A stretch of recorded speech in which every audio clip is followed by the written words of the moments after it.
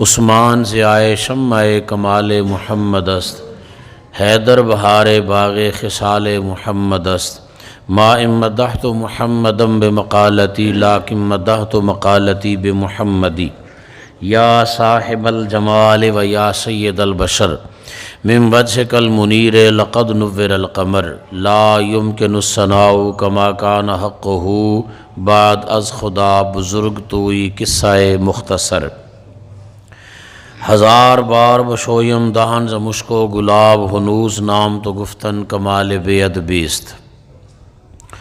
حمد و صلاۃ کے بعد قابل سا تعظیم و تکریم ارباب الفت و محبت اللہ رسول کی پاک بارگاہ میں دعا کے ساتھ کہ اللہ تعالی ہم سب کا نماز جمعہ میں حاضر ہونا اپنی پاک جناب میں قبول فرمائے۔ جس اجر اور ثواب کا اللہ تعالیٰ نے وعدہ کیا ہے اور پیارے نبی صلی اللہ علیہ وسلم نے ہمیں بتایا ہے کہ جو لوگ نماز جمعہ کے لیے سب سے پہلے آتے ہیں ان کو یہ اجر اور ثواب ملتا ہے، اللہ وہ اجر ثواب ہم سب کو نصیب فرمائے۔ نبی کریم صلی اللہ علیہ وسلم کے معراج پاک کے حوالے سے کچھ باتیں گزشتہ جمعۃ المبارک میں احباب کے گوش گزار کی تھیں، اسی عنوان کو تھوڑا ہم آگے آج لے کے چلیں گے۔ اللہ تعالیٰ شرح صدر سے گفتگو کرنے سمجھنے سننے کی توفیق عطا فرمائے۔ حضور نبی کریم صلی اللہ علیہ وآلہ وسلم کو اللہ تعالیٰ نے شب معراج وہ بلندی، وہ شان، وہ مقام و مرتبہ عطا فرمایا جو کائنات میں کسی بھی فرد و بشر، کسی مقرب فرشتے کے حصے میں نہیں آیا۔ بس یہ بات یہاں جا کر رک جاتی ہے کہ بعد از خدا بزرگ توئی قصہ مختصر۔ اللہ تعالیٰ کے بعد اس کائنات میں سب سے اول مقام اور مرتبہ جس ہستی کا ہے وہ ہمارے پیارے نبی صلی اللہ علیہ وسلم کی ہستی ہے۔ حضور نبی کریم علیہ السلام فرماتے ہیں کہ ایسا مقام بھی آیا کہ جہاں حضرت جبریل علیہ السلام وہ بھی رک گئے، انہوں نے بھی جا کر سدرۃ المنتہا پر کہا تھا کہ یا رسول اللہ میری یہ آخری منزل ہے، اس سے آگے میں نے کبھی نہ گیا ہوں، نہ ہی میں جا سکتا ہوں، نہ میرے پاس اس سے آگے جانے کی کوئی اجازت ہے، اور اگر میں جاؤں تو جو آگے انوار و تجلیات کا سمندر ٹھاٹھے مار رہے نا، لو دنوت ان ملتن لاحترقت، تو میرے سارے پاؤں پر جو ہیں وہ جل جائیں گے، آگے اس قدر اللہ تعالیٰ کے انوار و تجلیات کی بارش ہے۔ حالانکہ وہ تو ہے ہی نوری اور نوریوں کا بھی سردار ہے اور امام ہے، لیکن وہ بھی کہتا ہے کہ میرے سارے پر جل جائیں گے۔ اس کے بارے میں حضرت رومی نے بڑی ایک محبت والی بات لکھی ہے کہ جب نبی کریم صلی اللہ علیہ وسلم معراج سے واپس آئے اور آپ یوں صحابہ اکرام کے سامنے یہ بات سنا رہے تھے کہ میرے پاس حضرت جبریل آئے، مجھے جگایا، پھر مجھے بیت المقدس میں لے گئے، پھر پہلے آسمان پہ گئے، پھر اس طرح ساتواں آسمان، پھر آگے سدرۃ المنتہا آیا، وہاں جا کر حضرت جبریل علیہ السلام رک گئے، وہ آگے نہیں گئے۔ تو حضرت ابوبکر صدیق رضی اللہ تعالیٰ عنہ نے یہ بات سنی تو آپ کی آنکھیں نم ہو گئی، آپ رونے لگ گئے۔ لوگوں نے پوچھا بابا ابوبکر تو کیوں روتا ہے، تیرے رونے کی وجہ کیا ہے؟ اس نے کہا رو اس لیے رہا ہوں کہ کاش وہاں جبریل تھے، جبریل کی جگہ اگر میں ابوبکر صدیق ہوتا تو تم کیا کرتے؟ کہتے ہیں میں اپنے جل جانے کا غم نہ کرتا، لیکن میں نے نبی کریم علیہ السلام کا ساتھ نہیں چھوڑنا تھا۔ اور دوسری بات یہ بھی ہے کہ حضرت جبریل علیہ السلام کے پلے سب کچھ ہے، آپ تمام انبیاء اور رسل کے صحابی ہیں، ان کی بارگاہ میں جانے والے ہیں، اللہ تعالیٰ کا پیغام لانے والے ہیں، فرشتوں کے امام ہیں، لیکن نبی کریم صلی اللہ علیہ وسلم کی بارگاہ کے وہ دیوانے نہیں ہیں۔ انہیں یہ سمجھ نہیں آئی کہ جو ہستی رسول اللہ کے ساتھ جائے وہ جل کیسے سکتی ہے۔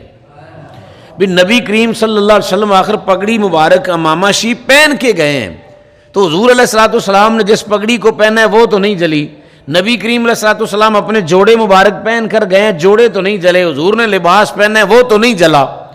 تو اگر نبی کریم علیہ السلام کے وجود مقدس کے ساتھ جو کپڑا لگ جائے، جو جوتا لگ جائے وہ نہیں جلتا، تو پھر سوچئے نا جو بندہ نبی پاک علیہ السلام کے ساتھ نسبت اور تعلق پکا کرے گا وہ کیسے جل سکتا ہے. اور یہ حضرت رومی نے آگے اس بات کی بڑی وضاحت کی ہے جب انہوں نے واقعہ لکھا نا کہ جس دسترخوان سے نبی کریم علیہ السلام نے ایک دفعہ اپنے مبارک ہاتھوں کو صاف کیا تھا، دسترخوان جو نیچے بچھایا جاتا ہے، کھانا کھایا، حضور نبی کریم علیہ السلام نے اسی کے ساتھ اپنے مبارک ہاتھوں کو صاف فرما لیا.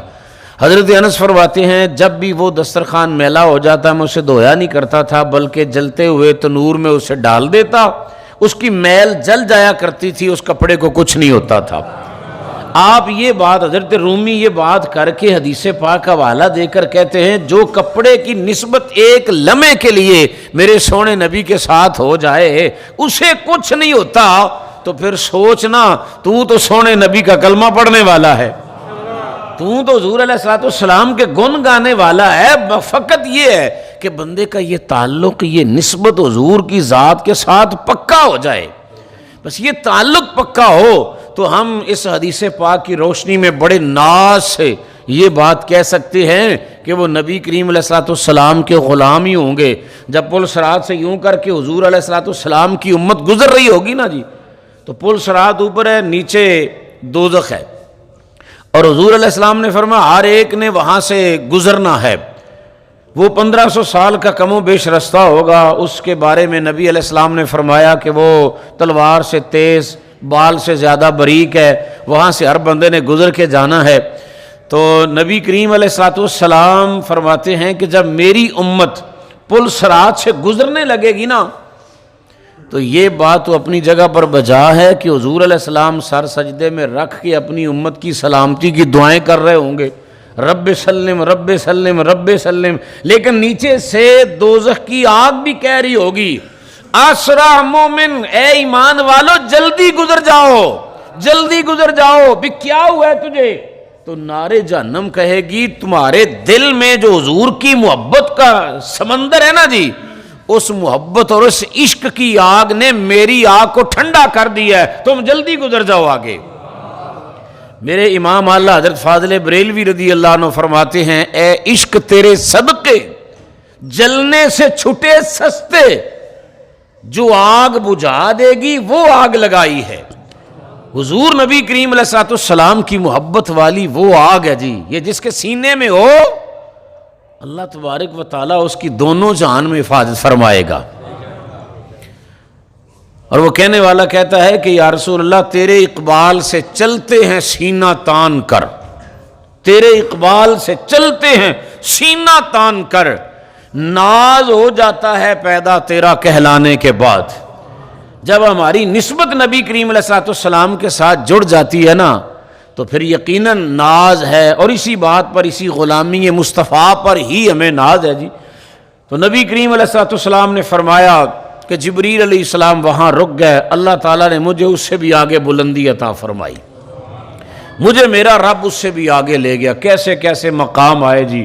ایک وہ جگہ ہے جس کے بارے میں کہا جاتا ہے کہ وہ لا مکان ہے، وہاں نہ دن ہے نہ رات ہے، وہاں نہ اندھیرا ہے نہ روشنی ہے، وہاں نہ سورج ہے نہ چاند ہے، وہ ہے ہی لا مکان. ہم اس سے زیادہ اس کی کوئی ڈیفینیشن کر نہیں سکتے کہ وہ لا مکان ہے.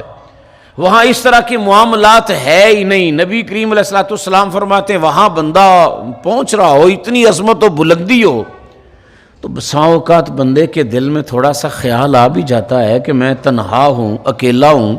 اگر میرے ساتھ کوئی ہوتا، ہم سفر ہوتا، میرا کوئی ہم نشیں ہوتا، میرا کوئی رازدار ہوتا تو کیا ہی اچھا ہوتا. حضور نبی کریم علیہ السلام فرماتے ہیں میں گزر رہا تھا تو میرے دل میں تھوڑی سی یہ بات آئی نا کہ میں یہاں تنہا ہوں، اکیلا ہوں. تو نبی علیہ السلام فرماتے ہیں آگے سے مجھے آواز سنائی دی، ادنو منی ادنو منی یا محمد صلی اللہ علیہ وسلم، اے میرے محبوب میرے اور قریب آ جاؤ، میرے اور قریب آ جاؤ، میرے اور قریب آ جاؤ.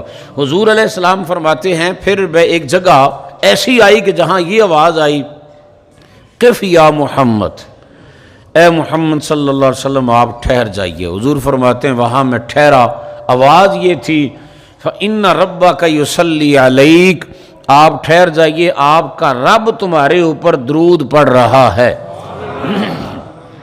حضور علیہ السلام فرماتے ہیں وہ آواز جو مجھے سنائی دی نا، وہ آواز تو تھی قدرت خداوندی کی طرف سے، لیکن لہجہ میرے ابو بکر صدیق کا تھا، لہجہ ابو بکر کا تھا، انداز وہی تھا، آواز وہی تھی۔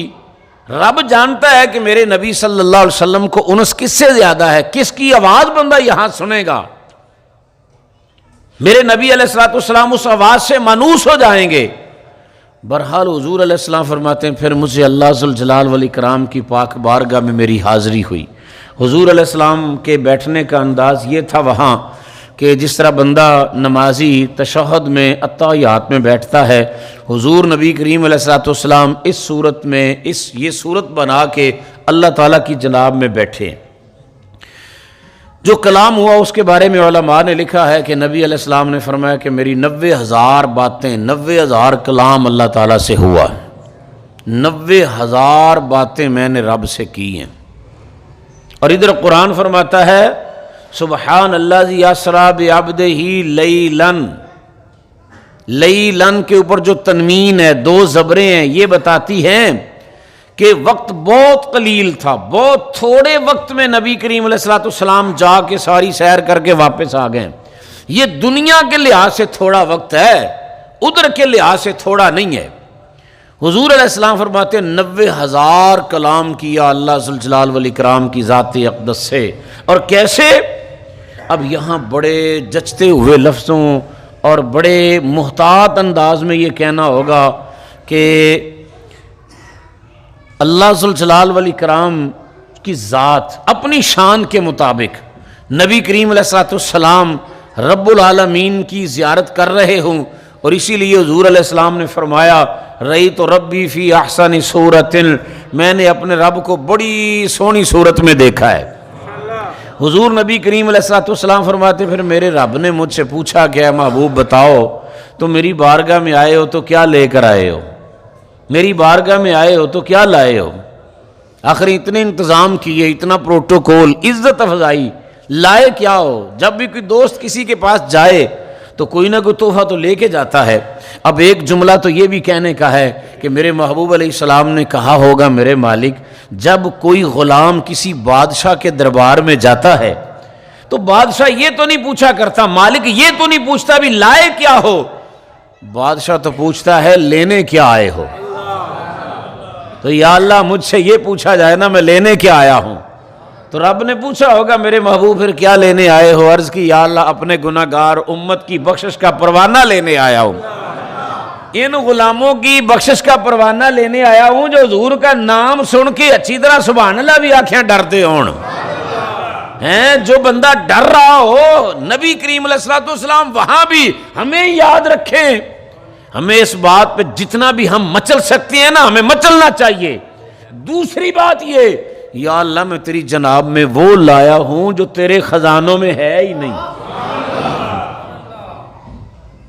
اب اس سے معلوم ہوا نا کہ میرے نبی علیہ السلام آپ کا علم کتنا ہے۔ حضور علیہ السلام کو پتہ ہے کہ رب کے خزانے میں تو عرش ہے، لیکن کون سی چیز ہے جو رب کے خزانوں میں نہیں ہے؟ اللہ پاک نے پوچھا اے میرے نبی وہ کیا ہے جو میرے خزانوں میں نہیں، وہ لائے ہو؟ عرض کی یا اللہ وہ عاجزی اور بندگی لے کر آیا ہوں۔ جو عاجز ہوتا ہے وہ رب نہیں ہوتا، جو کسی کی بندگی کرے وہ رب نہیں ہوتا، رب وہ ہوتا ہے جس کی ساری کائنات جس کے آگے جھکتی ہو۔ جب ہم کہتے ہیں نا بھی درود و سلام پڑھیں جی، وہ والا درود پڑھو جی جو رب پڑھتا ہے، وہ رب پڑھتا ہے، تو کئی لوگ سانو مشورہ دیندے نے اسی آنے الصلاۃ والسلام علیک یا رسول اللہ پڑھو، ہم کہتے ہیں وعلی آلک و صحابک یا خیر خلق اللہ پڑھو، وہ کہندے نہیں رب اللہم صلی علی، معلوم ہوا جو رب وہاں نبی کریم علیہ السلام کی ذات پر جن صیغوں سے درود و سلام پڑھتا ہے اپنی شان کے مطابق وہ الصلاۃ والسلام علیک یا رسول اللہ ہی بنتا ہے۔ اس کے علاوہ کوئی اور درود ہو نہیں سکتا جس میں سلام بھی آ جائے اور اتنی مٹھاس بھی آ جائے، صلات بھی آ جائے۔ اور اس کے بارے میں علماء نے لکھا ہے جو رب نے وہاں پڑھا ہے نا اپنے نبی صلی اللہ علیہ وسلم پر، اب یہ اس حدیث پاک کی روشنی میں دیکھ لیں جی، نبی کریم علیہ السلام نے اپنی عاجزی پیش کرتے ہوئے کہا ہے التحیات للہ والصلوات والطیبات، یا اللہ میری ساری بندگی تیرے لیے، میری ساری عبادت تیرے لیے۔ اور اللہ ذوالجلال والاکرام بھی فرماتا ہے قرآن پاک میں قل ان صلاتی و نسکی و محیای و مماتی للہ رب العالمین، محبوب تم کہو ان صلاتی، میری نماز، میری قربانی، میری زندگی، میرا دنیا سے چلا جانا، سب کچھ یا اللہ تیرے لیے ہے، اور یہی بندگی میرے محبوب علیہ السلام رب کی جناب میں اسی طرح پیش فرما چکے ہیں۔ آگے ادھر سے آواز آتی ہے السلام علیکہ ایھا النبی، السلام علیکہ، السلام علیکہ۔ جب ہم کہتے ہیں نا الصلاۃ والسلام علیکہ، لوگ آتے ہیں یہ تو مخاطب کا صیغہ ہے، کوئی بندہ سامنے ہوئے تو انہوں اسی آنکھاں گے مسمو کا تیرا نا کی ہے، کا مخاطب کے لیے قریب ہو بندہ۔ رب تعالیٰ نے وہاں پڑھا ہے السلام علیکہ ایھا النبی ورحمۃ اللہ وبرکاتہ، تیرے اوپر برکتیں ہوں، رحمتیں ہوں، اے میرے نبی سلام ہو۔ اور یہ والا سلام نماز میں ہم سارے ہی پڑھتے ہیں، نماز میں سارے پڑھتے ہیں السلام علیکہ ایھا النبی۔ تو جے نماز دے اندر جائز ہے، نماز میں جائز ہے، بندہ مشرک نہیں ہوتا، بندے کا اس کا ایمان خراب نہیں ہوتا، شرک نہیں ہوتا، کفر نہیں ہوتا، بدعت نہیں ہوتی، تو پھر نماز کا سلام پھیر کے بھی جو بندہ پڑھے گا یا نبی سلام علیکہ، وہ گناہ نہیں ہے، غلط نہیں ہے۔ وہی تو ہم کر رہے ہیں جو نماز کے اندر کیا ہے، نماز کا سلام پھیر کے بھی تو وہی پڑھ رہے ہیں۔ اب حضور نبی کریم علیہ الصلوۃ والسلام نے اللہ ذوالجلال والاکرام کی بارگاہ کے اندر اپنی عاجزی پیش کی، نیاز مندی پیش کی، کلام ہوا، راز و نیاز کی باتیں ہو گئیں۔ جب حضور علیہ الصلوۃ والسلام واپس آنے لگے تو اللہ پاک نے فرمایا کہ میرے محبوب پھر میری طرف سے بھی تحفہ لیتے جاؤ، میری طرف سے بھی تحفہ لیتے جاؤ۔ وہ یہ ہوگا کہ ایک دن میں 24 گھنٹوں میں 50 نمازوں کا تحفہ میں رب تمہیں عطا فرما رہا ہوں، آپ یہ لیتے جائیں، خود بھی پڑھیں، تمہارے کلمہ پڑھنے والے تمہارے غلام بھی پڑھیں، میری جناب کے اندر انہیں یہ والا قرب نصیب ہوتا رہے گا جو آپ کو یہاں ہوا ہے۔ انہیں جب بھی دعا مانگنی ہوگی نماز پڑھیں گے، دعا مانگ لیا کریں گے، انہیں جب بھی میرے قریب آنا ہوگا سجدہ کریں گے، میرے قرب میں آ جائیں گے، کوئی مشکل آئے گی، پریشانی آئے گی، نماز پڑھ کے مجھ سے دعا کریں گے، اللہ ان کی مشکلات کو آسان کر دوں گا۔ اب حضور نبی کریم صلی اللہ علیہ وآلہ وسلم آپ کی وہ شخصیت ہے، آپ کی وہ ہستی ہے، اتنے رحیم ہیں ہمارے آقا صلی اللہ علیہ وسلم۔ حضور فرماتے ہیں میرا دل چاہتا ہے کہ ہر نماز کے ساتھ مسواک کو فرض کر دوں، ضروری قرار دے دوں۔ تو یا رسول اللہ کیوں نہیں دیتے؟ فرمایا لولا ان اشق علی امتی، ڈرتا ہوں میری امت کے لیے کہیں مشکل ہی نہ ہو جائے۔ حضور علیہ السلام نے فرمایا میرا دل چاہتا ہے کہ نماز عشاء ذرا تاخیر سے پڑھی جائے، لیکن میں اس لیے نہیں کہتا کہ میری امت کے لیے کہیں کوئی پریشانی نہ بن جائے، سارے دن کے تھکے ماندے رات 12 بجے عشاء دی نماز پڑھنے کے لیے آنا پڑے تو مشکل ہی نہ بن جائے۔ جو نبی صلی اللہ علیہ وسلم مسواک، اس کی پابندی اپنی امت کے اوپر برداشت نہیں فرماتی، حضور 50 نمازیں لے کر واپس کیسے آ گئے؟ اللہ تعالیٰ نے فرمایا سونے 50 نمازیں، نبی کریم علیہ السلام نے جھولی بھر لی، یا اللہ ٹھیک ہے 50 نے 500 بھی ہوندیاں تے اساں کو نہ کرنی سی، لے کے آ جانا سی، تیری بندگی ہے۔ اس وقت حضور نبی کریم صلی اللہ علیہ وسلم آپ اللہ تعالیٰ کی اس انوار و تجلیات کے جلووں میں اس قدر گم تھے، نبی کریم علیہ السلام لے کے آئے کہ یہ تحفہ مجھے رب کی بارگاہ سے مل رہا ہے۔ اور یہ بات سمجھنے کی ہے صاحبو، اللہ تعالیٰ نے روزے دا حکم دیتا ہے، حضرت جبریل کو بھیجا کہ جاؤ فرش زمین پر میرے نبی علیہ السلام کی بارگاہ میں قرآن کی آیت لے کر جاؤ کہ ہم نے تمہارے غلاموں پر اس شریعت کے اندر رمضان المبارک کے روزے فرض کر دیے ہیں۔ اللہ نے حضرت جبریل کو بھیجا، زکوٰۃ کا حکم زمین پر بھیجا ہے۔ اللہ نے بیت اللہ الکریم کا حج کرنے کا حکم اللہ تعالیٰ نے زمین پر بھیجا ہے، سارے حکام زمین پر آئے۔ نماز ایسا خاص تحفہ ہے جو رب نے سونے نبی کو عرش پہ بلا کے عطا فرمایا ہے۔ نماز ایسا خاص تحفہ ہے، اول ما یحاسب بہ العبد الصلاۃ یوم القیامہ، کل قیامت کا دن ہوگا، نفسا نفسی کا عالم ہوگا،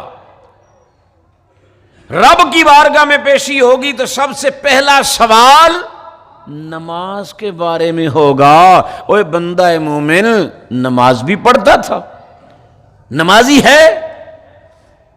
کہ جب بندہ پہلے سوال تو ہی فیل ہو جائے، اس کے پلے پہلا سوال ہی نہ ہو، تو سوچئے پھر پہلے پرچے، پہلے امتحان، پہلے سوال سے بندہ رہ جائے، آگے کیا بنے گی؟ نبی کریم علیہ السلام فرماتے ہیں میں 50 نمازیں لی، واپس پلٹ کے آیا۔ اب جاتے ہوئے تو اتنا لمبا سفر نبی کریم علیہ السلام نے کیا، حضور گئے آئے، لیکن جاتے ہوئے ایک ایک منزل کا بیان ہے۔ واپس آئے حضور چھٹے آسمان پر تو یہاں کوئی بات نہیں بیان کیجیے، کیسے آئے؟ بس حضور علیہ السلام پھر اپنی نبوت کی رفتار سے آئے۔ چھٹے آسمان پر حضرت موسیٰ علیہ السلام کھڑے ہیں۔ جناب موسیٰ علیہ السلام نے عرض کی یا رسول اللہ صلی اللہ علیہ وسلم، آپ اللہ کی بارگاہ میں گئے تھے، رب تعالیٰ نے کیا عطا فرمایا؟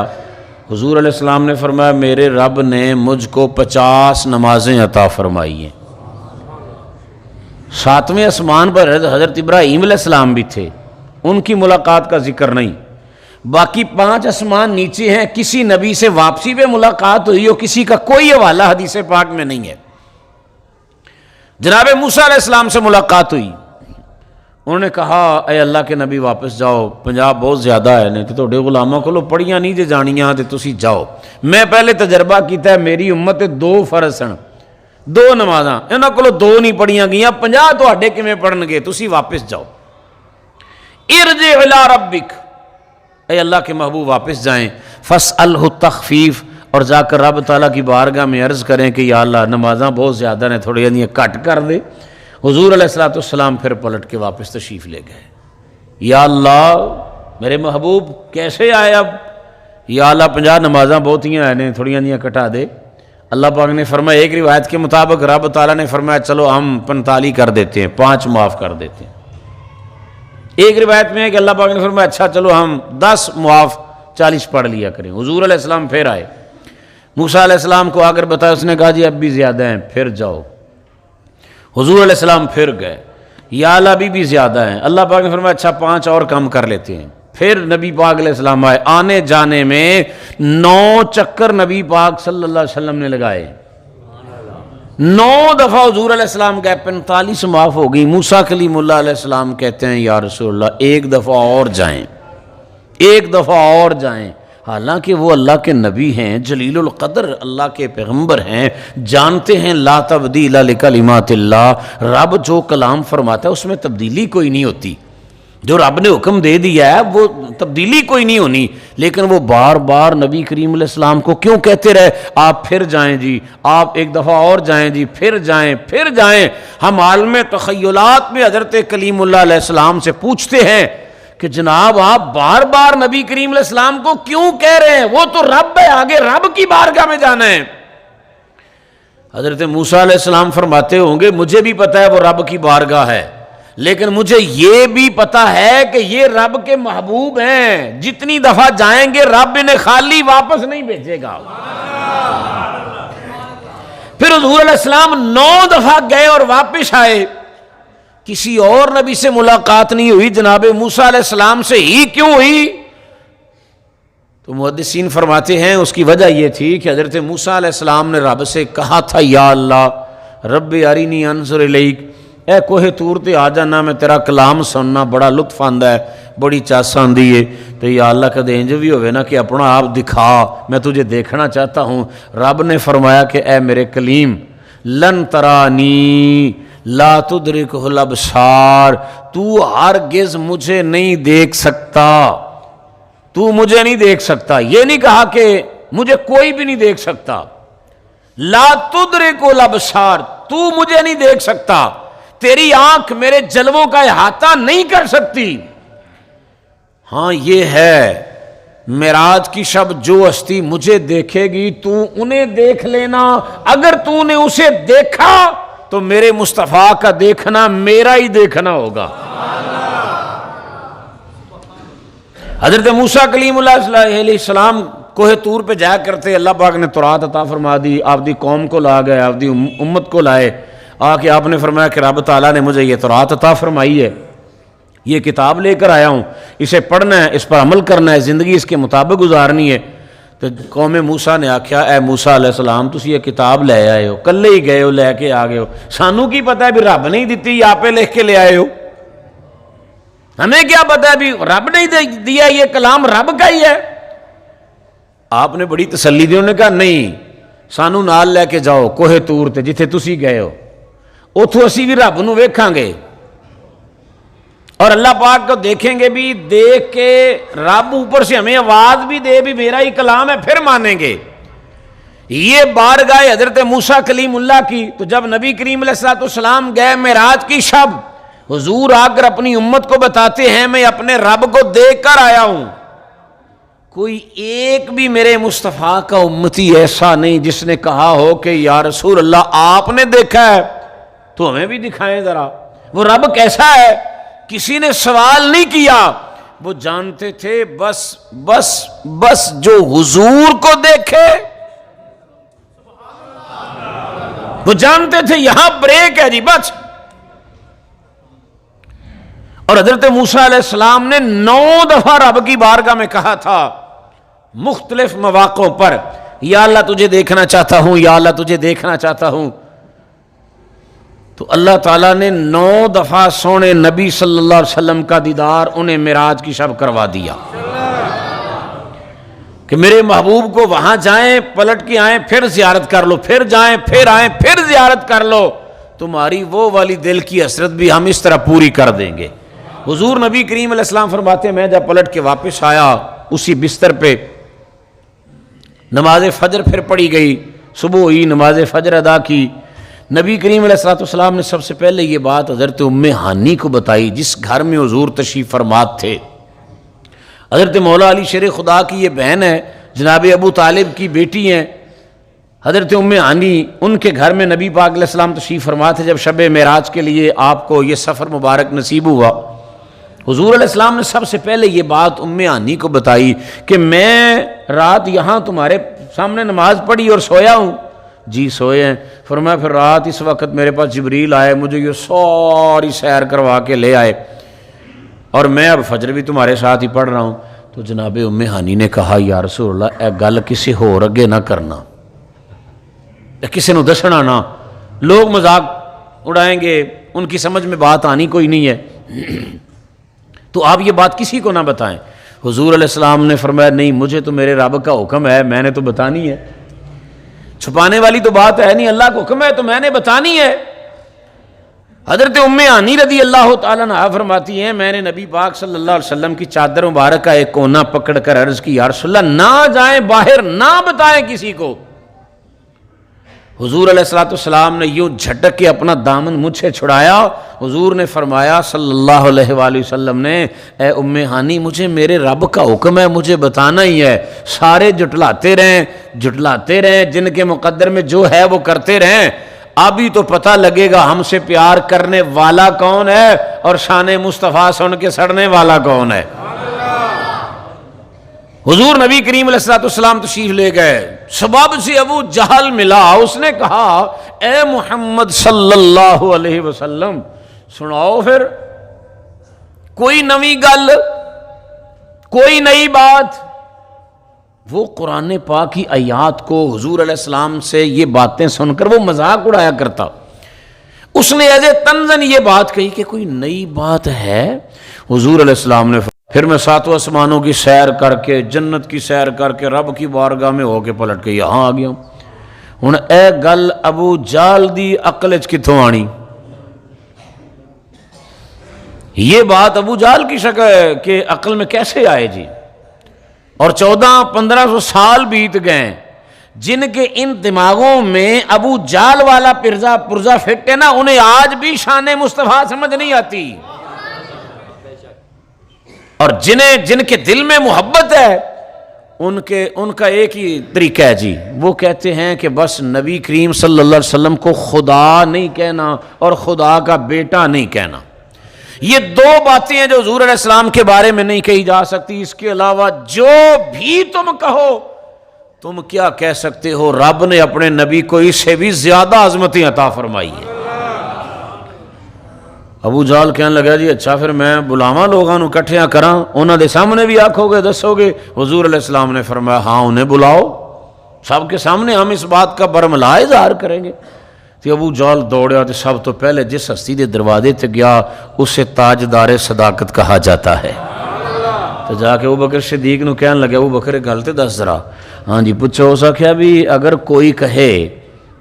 کوئی کہے کہ میں رات یہاں سے اٹھاؤں اور ملک شام چلا گیا ہوں، پھر آسمانوں پہ چلا گیا ہوں، اللہ تعالیٰ کی بارگاہ میں چلا گیا ہوں، پلٹ کے واپس مکے میں بھی آ گیا ہوں، تو یہ بات بھلا بندے کے ذہن میں دماغ میں آ سکتی؟ یہ بات مانی جا سکتی ہے؟ اب حضرت صدیق اکبر رضی اللہ تعالیٰ نے سوچ میں پڑ گیا بھی ایسی بات کوئی اور تو کر نہیں سکتا۔ پوچھا یہ کہا کس نے ہے؟ یہ دعویٰ کرنے والا ہے کون؟ ابو جہل کہنے لگا صاحبکم، تمہارے صاحب، تمہارے نبی صلی اللہ علیہ وسلم۔ ابو جہل کے یہ لفظ سن کے جناب تاجدار صداقت نے کہا او ظالمہ، یہ بات اگر میرے مصطفیٰ نے کہی ہے تو میں تصدیق کرتا ہوں، میرے نبی نے جو فرمایا ہے حق فرمایا ہے، اور یہ تو چھوٹی بات ہے، میں تو اس سے بھی زیادہ مانتا ہوں۔ حضرت جبریل میرے نبی کا غلام ہے، وہ ایک دن میں کئی دفعہ سدرہ سے آ بھی جاتا ہے، چلا بھی جاتا ہے، اگر غلام آ سکتا ہے جا سکتا ہے تو پھر آقا کی شان تو اس سے بھی زیادہ ہے۔ یہ تو پھر نبی پاک علیہ السلام کا مقام و مرتبہ تو اس سے بھی زیادہ ہے۔ جب حضرت صدیق اکبر نے میرے مصطفیٰ کی معراج کی تصدیق کی تو نبی علیہ السلام نے فرمایا ابو بکر کو انت صدیق، انت صدیق، تو نے جو کہا ہے نا ابو بکر آج سے تو بھی صدیق ہے، کائنات وچ تیرے تو سچا بھی کوئی نہیں۔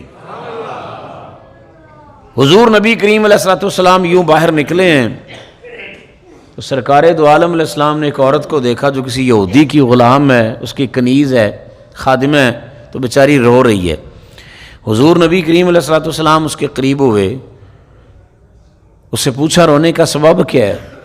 اس نے کہا اللہ کے محبوب میں فلاں یہودی کی کنیز ہوں، اتنی دور سے میں یہاں آئی ہوں، میرے پاس یہ دانے ہیں، جو ہیں پیسنے کے لیے، میں بیمار ہوں، مجھ سے چلا نہیں جا رہا، یہ دانے اٹھائے نہیں جا رہے، تو رو اس لیے رہی ہوں کہ میں دیر ہو گئی ہے، وہ مجھے مارے گا، بیمار بھی ہوں، تو اس لیے رو رہی ہوں۔ حضور نبی کریم علیہ السلام نے فرمایا پھر تم رو نہیں، آؤ میرے ساتھ، میں تیری سفارش بھی کر دیتا ہوں، تیری سفارش بھی کر دیتا ہوں، اور میں تجھے گھر بھی چھوڑ آتا ہوں۔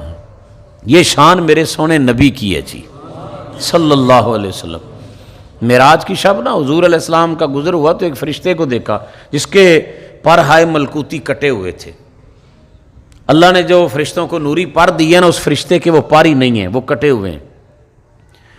تو نبی کریم علیہ السلام نے فرمایا جبریل اس فرشتے کے پر کیوں کٹے ہیں؟ عرض کی یا رسول اللہ رب تعالیٰ نے اس فرشتے کو کسی قوم پر عذاب دے کر بھیجا تھا کہ اس کے اوپر عذاب جا کر اتارو، نازل کرو، اس بستی کو پلٹنا تھا، الٹا کر دینا تھا۔ اللہ پاک نے اس فرشتے کو بھیجا، اس سے تھوڑی سی ذرا تاخیر ہو گئی۔ اللہ ذوالجلال والاکرام نے اس فرشتے کے اس غصے کی وجہ سے اس نے جو تاخیر کی ہے، اللہ پاک نے اس کے پر ہائے ملکوتی کاٹ دیے۔ نبی کریم علیہ السلام نے فرمایا ہم اس وقت تک آگے نہیں چلیں گے جب تک رب سے اس فرشتے کو پر واپس نہیں دلوائیں گے۔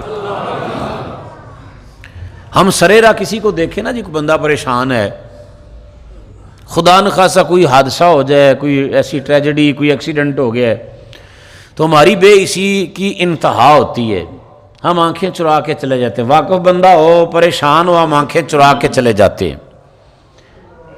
سگا بھائی ہونا جی، ایک دفعہ وہ اپنے داستان غم کسی کو سنا دے بھی یار مجھے یہ پریشانی ہے، یہ پریشانی ہے، یہ دکھ ہے، ایک دفعہ سنا لے تو دوجی بار اسی وہ سن دے ہی نہیں، ہم کہتے ہیں چھڈو یار انہیں تو وہی چھیڑ کے بہ جانا ہے۔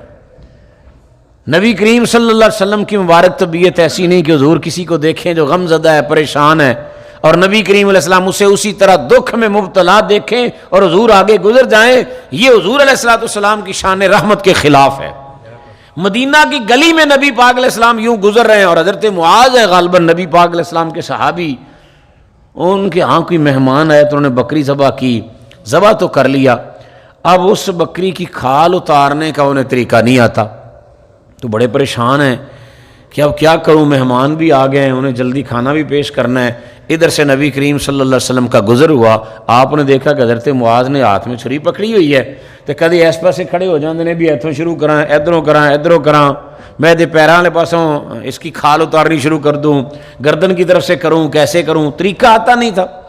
حضور علیہ السلام نے دیکھا نا تو سرکار قریب تشریف لے گئے، فرمایا لاؤ ذرا معاذ یہ چھری مجھے پکڑاؤ۔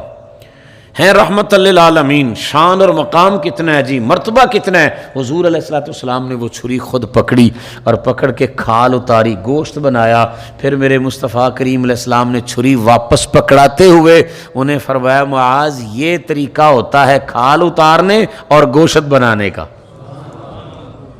حضور علیہ السلام نے غمزدہ کسی کو بھی نہ، ہماری بے حسی کیا ہے، ہم زیادہ سے زیادہ بھی کریں نا، کوئی بندہ کسی جگہ پریشانی میں مبتلا ہے، کوئی ایکسیڈنٹ میں گرا ہوا ہے، تو ہم اپنی جیب سے موبائل نکال کے کم سے کم تصویر بنا لیں گے،